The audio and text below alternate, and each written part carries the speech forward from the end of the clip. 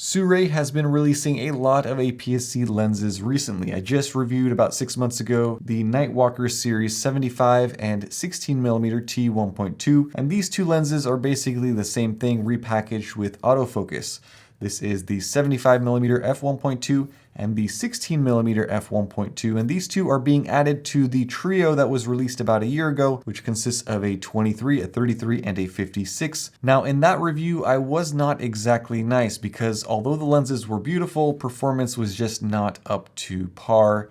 So let's see if these two have improved. The packaging is all too familiar. Plastic wrapped black boxes, and inside are white boxes with security seals. Inside you get a warranty card and user manual, a microfiber pouch, and the lenses are vacuum sealed, which not many other lens manufacturers are doing. The lenses come with plastic lens hoods and plastic lens caps. Now, what's immediately interesting is that while the original three lenses are all the same size and similar in weight, the 75mm is wider or thicker than the 16mm lens body. Weights are also different, the 16mm coming in at 376 grams and the 75mm is 444 grams. Otherwise, the lens design looks identical, these two just being in the black and carbon fiber finish instead of the white ceramic ones I reviewed previously. I won't go over all of the physical aspects of these lenses because they are identical to the others in the series, minus the extra girth on that 75mm. Now, these are cine lenses and as such should perform in 4 key areas: sharpness, tone,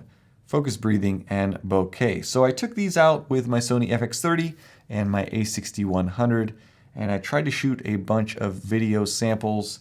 And so let's talk through those samples right now. In terms of sharpness, what we have here is similar performance to the previous lenses and similar performance to the Nightwalker 16 and 75mm as well. Quite simply, these are not tack sharp lenses. And the easiest way to see this is by comparing them to two known sharp lenses, the Sigma 16mm and the Viltrox 75mm. The Sigma versus the Sirui, this is f1.4 versus f1.2, but it's clear in the center of the frame and in the corners that the Sigma is significantly sharper. Look at the detail on the map in this letter. I stopped the Sirui down to f1.4 to give it a more fair shot, and unfortunately the results are more of the same. Then you compare these two photos one after the next and you realize that the Sirui does have quite a bit of barrel distortion and some vignetting that is prominent, two things that are not so desirable. The 75mm unfortunately doesn't fare any better. The Viltrox is just an insanely sharp lens, and the difference between it and the Sirui is like the difference between a modern mirrorless camera and a 20-year-old point and shoot. And you can sort of see this play out in the sample videos. Look, my wife loves these lenses because they make everything look smooth and glowing, and for video you don't necessarily need that sharpness, but for me it's hard to justify the Sirui for the same price as a known excellent lens such as the Sigma 16. In terms of tone, these lenses seem to be very similar. That is, they are a bit flat, which I suppose is a good thing if you are going to shoot flat and color grade. It just works. Other lenses, particularly from Sigma and Sony and Tamron, do seem punchier with stronger contrast levels, but you may not always want that for cinema work. As for focus breathing, the 75mm doesn't do quite as well as the other lenses in this series. There is some movement.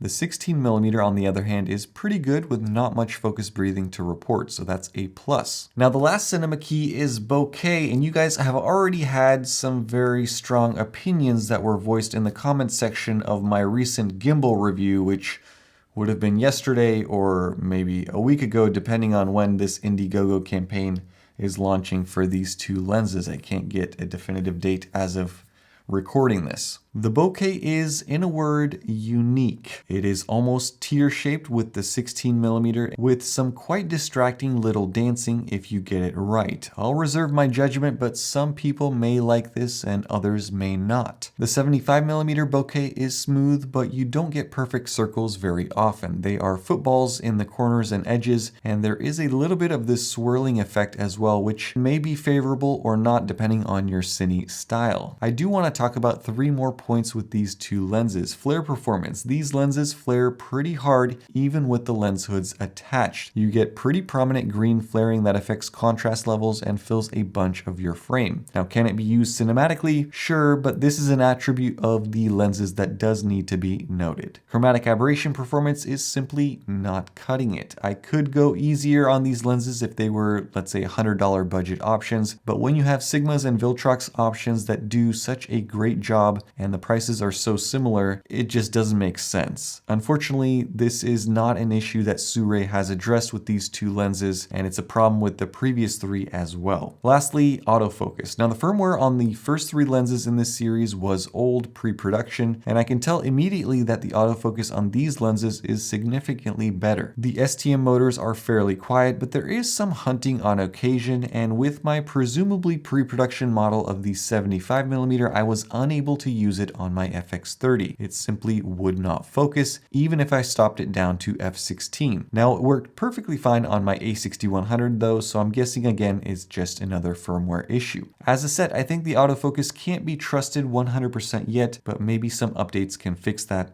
I don't know. So what's happening here is the same thing that I brought up in my initial video. These lenses are designed well, they look awesome, they are all similar in size and weight, but doing this, designing 5 lenses so quickly and all to a standard size is extremely challenging, and there are compromises. With these lenses, the compromises are all related to optics. But I think Sirui already understands this because I was looking through their Indiegogo campaign and it seems like the Super Bird early bird thing is about 20% off, which would put these right at around that $260 US. And you have to say, I mean, for an f1.2 autofocusing prime for APS-C, that's quite a deal. You just have to be aware of the compromises that come with making all of these lenses similar in size and weight. But I am tempted just to get a set and put them up on display somewhere in my house. These are one of those types of lenses that are better to look at than to look through. Ultimately, I think that these lenses will come to the forefront of APS-C perhaps as a second generation series with updated optics and autofocus. I think that Sirui can do it because Viltrox is doing it, and quite quickly. So for now, I wouldn't recommend people go out and sell their Sigmas for these lenses, but if you like the softer look, the rendering, the image quirks, then you can certainly check out the Indiegogo campaign link down below to read more about these lenses and support the launch. Let me know what you guys think down in the comments section below. As always, thank you so much for watching. Thanks for all of your likes, all of your comments, and your support. Stay tuned for more. Have a nice day. Bye-bye.